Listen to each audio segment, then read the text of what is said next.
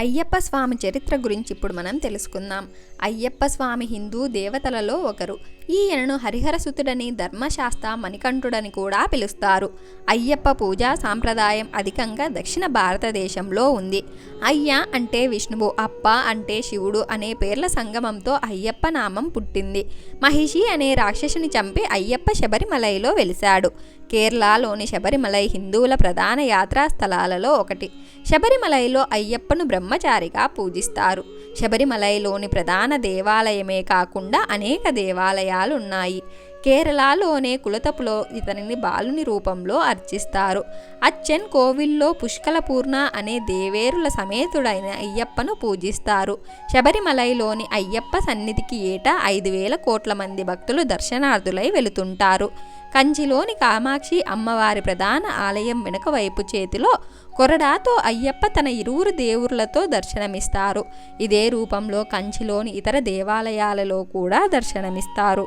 మహిషాసురుడిని సంహరించినందుకు దేవతలపై పగ సాధించాలని అతని సోదరి అయిన మహిషి అనే రాక్షసి బ్రహ్మ గురించి ఘోర తపస్సు చేసింది.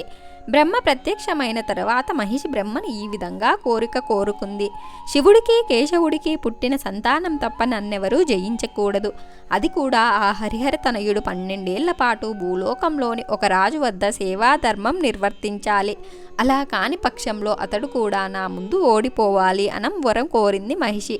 తదాస్తు అని మహిషికి వరాన్ని ప్రసాదించాడు బ్రహ్మ. అయ్యప్ప జననం గురించి తెలుసుకుందాం. చైత్రమాసం ఉత్తరా నక్షత్రం చతుర్థి సోమవారం నాడు జన్మించారు. జ్యోతి రూపంగా అర్ధాంతనమైన రోజు మకర సంక్రాంతి. క్షీరసాగర మదనం అనంతరం దేవతలకు రాక్షసులకు అమృతం పంచేందుకు విష్ణువు మోహినిగా అవతారం ధరించి కార్యం నిర్వర్తిస్తాడు.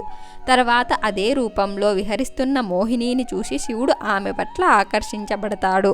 వారి కలయికతో శివకేశవుల తేజస్సుతో ధనుర్మాసము 30వ రోజు శనివారం పంచమీ తిథి ఉత్తరా నక్షత్రం వృశ్చిక రాశి లగ్నం అందు అయ్యప్ప జన్మించాడు. ఇతడు శైవులకు వైష్ణవులకు ఆరాధ్య దైవం. తండ్రి అయిన జగత్పతి ఆజ్ఞ ప్రకారం పంపా సరోవర తీర ప్రాంతంలో మెడలో మణిమాలతో శిశు రూపంలో అవతరించాడు అయ్యప్ప. అయ్యప్ప స్వామి ధర్మ ప్రవర్తన ధర్మనిష్ట లోకానికి ఆశ్చర్యాన్ని కలిగిస్తుంది. తన భక్తులు ఏ ధర్మాలని పాటించాలో ఏ నిష్టలతో ఉండాలో కొన్ని మార్గదర్శక సూత్రాలను ప్రతిపాదించారు. అప్పటి నుండి ఆయన ధర్మశాస్త్రగా ప్రజలు లబ్ధి పొందుతున్నారు. అందుకే ఆయనకి ధర్మశాస్త్ర అనే పేరు కూడా ఉంది. అదే సమయంలో దైవ ప్రేరణ వల్ల వేట నిమిత్తం అటుగా వస్తాడు పందల దేశాధీశుడు గొప్ప శివభక్తుడు అయిన రాజశేఖరుడు. సంతానం లేక అల్లాడిపోతున్న తనను కరుణించి ఈశ్వరుడే ఆ శిశువును ప్రసాదించాడని తలంచిన రాజశేఖరుడు ఆనందంతో ఆ బిడ్డను అంతఃపురమునకు తీసుకువెళతాడు. ఆ శిశువును చూసి అతని రాణి కూడా ఎంతగానో సంతోషిస్తుంది. అయ్యప్ప అంతఃపురంలో అడుగుపెట్టిన వేళ విశేషం వలన ఏడాది తిరిగేసరికి రాజశేఖరుని భార్య మగబిడ్డను ప్రసవిస్తుంది. మణికంఠుని సాత్విక గుణాల వల్ల కొందరు అయ్యా అని, మరికొందరు అప్ప అని, మరికొందరు 2 పేర్లు కలిపి అయ్యప్ప అని పిలిచేవారు. తగిన వయస్సు రాగానే మహారాజు కొడుకులిద్దరినీ గురుకులానికి పంపిస్తాడు. రాజగురువు అయ్యప్పను అవతార పురుషునిగా గుర్తిస్తాడు. అయినా అయ్యప్ప కోరిక మేరకు కాదనలేక అరణ్య ప్రయాణానికి కావలసిన సామాగ్రిని సిద్ధం చేయిస్తాడు. గురుకులంలో విద్యను అభ్యసించి వెనుకకు వచ్చిన అయ్యప్పకు రాజ్య పట్టాభిషేకం జరిపించాలని అనుకుంటాడు తండ్రి.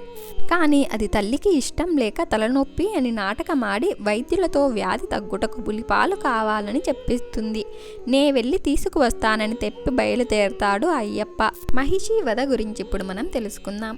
అడవిలో నారదుడు మహిషిని కలిసి అయ్యప్పను గురించి నిన్ను చంపేందుకు ఒక రాకుమారుడు వస్తున్నాడు అని హెచ్చరిస్తాడు. మహిషి గేదె రూపంలో అయ్యప్పను చంపడానికి వెళ్తుంది. వీరి ఇద్దరి మధ్య జరిగే యుద్ధాన్ని వీక్షించేందుకు సమస్త దేవతలు అదృశ్య రూపంలో వస్తారు. ఈ సమయంలో అయ్యప్ప ఒక కొండపైకి ఎక్కి తాండవం చేస్తూ మహిషిని ఎదిరించాడు. అయ్యప్ప మహిషుల మధ్య జరిగే భీకర యుద్ధంలో చివరిగా మహిషిని నేలపై విసిరి కొడతాడు. ఆ దెబ్బకి గేదె రూపంలో ఉన్న మహిషి మరణిస్తుంది. దేవతలంతా ఆయన్ను స్తుతిస్తూ ఆయన ముందుకు వస్తారు. అప్పుడు శ్రీ అయ్యప్ప ఇంద్రునితో, దేవేంద్ర, నేను పులిపాలు తెచ్చే నెపంపై ఇలా వచ్చాను కాబట్టి మీరందరూ పులులై నాకు తోడ్పడండి అని అడుగుతాడు. ఆయన కోరికపై అందరూ పులుల్లాగా మారిపోతారు. ఇంద్రుడు స్వయంగా అయ్యప్పకు వాహనమైన పులిగా మారిపోతాడు. పులిల దండుతో అయ్యప్ప తన రాజ్యం చేరతాడు. రాజు అయ్యప్పను పట్టాభిషిక్తుణ్ణి చెయ్యాలనుకుంటాడు. కానీ తన తండ్రి ఇచ్చిన రాజ్యాన్ని వదలని మణికంఠుడు తనకు ఒక ఆలయం నిర్మించి ఇవ్వమని కోరాడు. అందుకు నియమం ఏమంటే తానొక బాణం వదులుతానని, ఆ బాణం ఎక్కడ పడితే అక్కడ తనకు ఆలయం నిర్మించాలని. అలా కట్టిన ఆలయం శబరిమలలో ఉంది. అక్కడ అయ్యప్ప స్థిర నివాసం ఏర్పరచుకొని తన భక్తులతో పూజలందుకుంటున్నాడని భక్తుల నమ్మకం. శబరిమలై అంటే శబరి యొక్క పర్వతం అని అర్థం. దేవాలయ నిర్మాణం. అంతటా అయ్యప్ప ఈ పర్వతముపై కల అయ్యప్ప స్వామి దేవాలయం భారతదేశ ప్రసిద్ధి చెందిన అధిక జనస్మరణచే కలిగిన దేవాలయాలలో ఒకటి. ఈ దేవాలయమునకు మాలధారణ చేసుకుని 41 రోజు నియమాలను పాటించి భక్తులు కార్తీక మాసం సంక్రాంతి సమయాలలో విపరీతంగా ఇక్కడికి వస్తారు. అయ్యప్ప మాలధారణ దక్షిణ భారతదేశంలోని తెలంగాణ, ఆంధ్రప్రదేశ్, కర్ణాటక, తమిళనాడు, మహారాష్ట్ర మొదలగు రాష్ట్రాలలో అధికంగా ఉంది. గుడికి వచ్చే భక్తులలో ఆంధ్రప్రదేశ్ రాష్ట్రానికి చెందిన వారు ఎక్కువగా ఉన్నారు. భక్తులు కార్తీక మాసం నుండి దాదాపు మార్గశిర పుష్య మాసాల వరకు దృఢమైన నియమాలను ఆచరిస్తూ ఉంటారు. ఐహికమైన సౌఖ్యాలను పరిత్యజించడం, మద్య మాంస ధూపమాపాది వ్యసనాలకు దూరంగా ఉండడం, స్వామి చింతనలో స్వామి భక్తులతో సమయం గడపడం, సాత్విక జీవనం అవలంబించడం ఈ దీక్షలో ముఖ్య లక్షణాలు. వీరి దినచర్య తెల్లవారుజామున లేచి చన్నీటి స్నానం చెయ్యడంతో మొదలవుతుంది. నల్లని వస్త్రాలు, తులసిమాల, నుదుట విభూతిపై గంధం బొట్టు ధరిస్తారు. దినంలో అధిక భాగం పూజ, భజనాది కార్యక్రమాలతో గడుపుతారు. కటిక నేల మీద పడుకుంటారు. అందరినీ స్వామి అని సంబోధిస్తారు. దుర్భాషణాలకు దూరంగా ఉంటారు. ఇలా ఒక మండలం పాటు నియమాలతో గడుపుతారు. ఇలా అయ్యప్ప స్వామి దీక్షకు ఒక స్పష్టమైన, కొంత క్లిష్టమైన విధానం రూపుదిద్దుకుంది. దీక్ష తీసుకోవాలనుకునే భక్తుడు గురుస్వామి వద్ద నుండి ఉపదేశంతో మాలను ధరిస్తాడు. మాలధారణ అనంతరం తన మనస్సును, శరీరాన్ని భగవంతునికి అంకితం చెయ్యాలి. అందరినీ భగవంతుని రూపాలుగా భావించాలి. అయ్యప్ప శరణు ఘోషను విడవకూడదు. నిత్యం భజన కార్యక్రమంలో పాల్గొనాలి. ఇరుముడి గురించి ఇప్పుడు మనం తెలుసుకుందాం. 2 అరలు ఉన్న మూట. భక్తులు దీనిని నెత్తిన పెట్టుకుని మోసుకుంటూ పోతారు. ఇరుముడిలో నేతితో నింపిన కొబ్బరికాయ, 2 కొబ్బరికాయలు, వక్కలు, తమలపాకులు, నాణాలు, పసుపు, గంధం పొడి, విభూతి, పన్నీరు, బియ్యం, అటుకులు, మారమార్లు, బెల్లం, అరటిపళ్ళు, కలకండ, అగరవత్తులు, కర్పూరం, మిరియాలు, తేనె, ఎండు ద్రాక్ష, తువ్వాళ్ళు పెట్టుకుంటారు. ఈ వస్తువులను ఇరుముడిగా కట్టుకునే ఉత్సవాన్నే కెట్టునిరా లేదా పల్లి కట్టే అంటారు. దీక్ష స్వీకరించి నియమాలతో మండలం గడిపిన భక్తులు శబరిమలై యాత్ర చేస్తారు. ఈ దీక్ష స్వామి సన్నిధాన సందర్శనంతో ముగుస్తుంది. శబరిమల కేరళలోని పత్తినంటి జిల్లాలో పశ్చిమ కనుమల్లో సహ్యాద్రి పర్వత శ్రేణుల ప్రాంతం కిందకి వస్తుంది. గుడి సముద్ర మట్టం నుండి సుమారు 3000 అడుగుల ఎత్తులో దట్టమైన అడవులు 12 కొండల మధ్య కేంద్రీకృతమై ఉంటుంది. ఇక్కడి యాత్రలు నవంబర్ నెలలో ప్రారంభమై జనవరి నెలలో ముగుస్తాయి. మండల పూజ, మకర విల్లక్ ఈ యాత్రలో ప్రధాన ఘట్టాలు. జనవరి 14వ రోజున ఆలయంలో మకర జ్యోతి దర్శనమిస్తుంది. మిగతా అన్ని రోజుల్లోనూ గుడిని మూసే ఉంచుతారు. కానీ ప్రతి మలయాళ నెలల్లో 5 రోజుల పాటు తెరచి ఉంచుతారు. ఎరుమేలి. శబరిమలై యాత్ర ఎరుమేలుతో మొదలవుతుంది. ఎరుమేలిలో వావరు స్వామిని భక్తులు దర్శించుకుంటారు. దర్శనానంతరం భక్తులు వావర స్వామి చుట్టూ రకరకాల వేషధారణలో పైటైతులాల్ని ఆడతారు.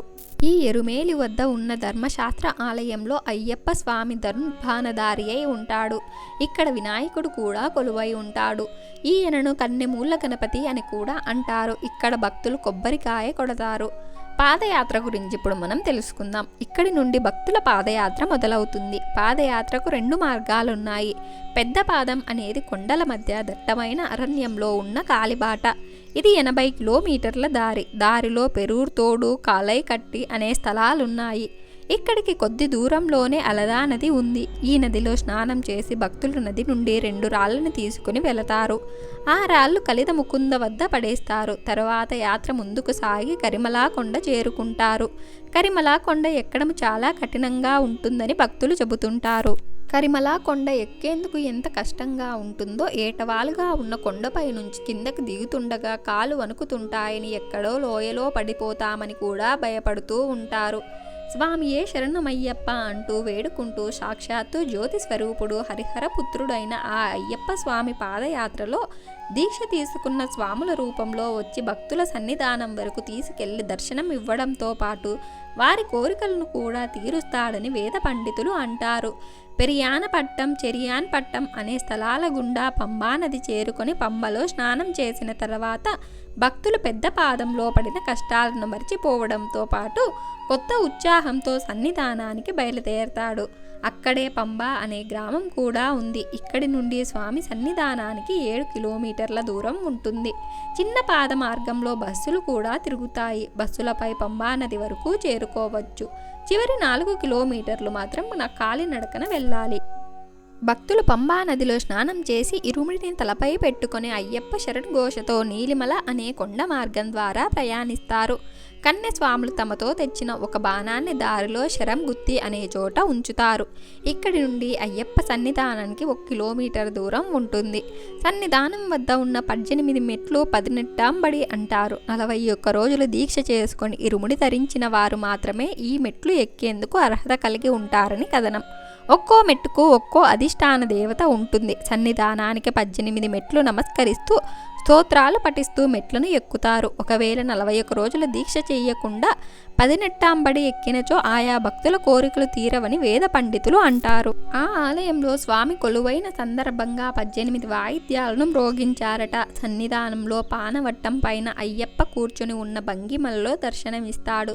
స్వామియే శరణమయ్యప్ప. స్వామి కూర్చున్న తీరు శివలింగాన్ని తలపిస్తుందని, వంపు తిరిగిన ఎడమ చేయి మోహిని అవతారాన్ని తెలియజేస్తుందని చెబుతారు.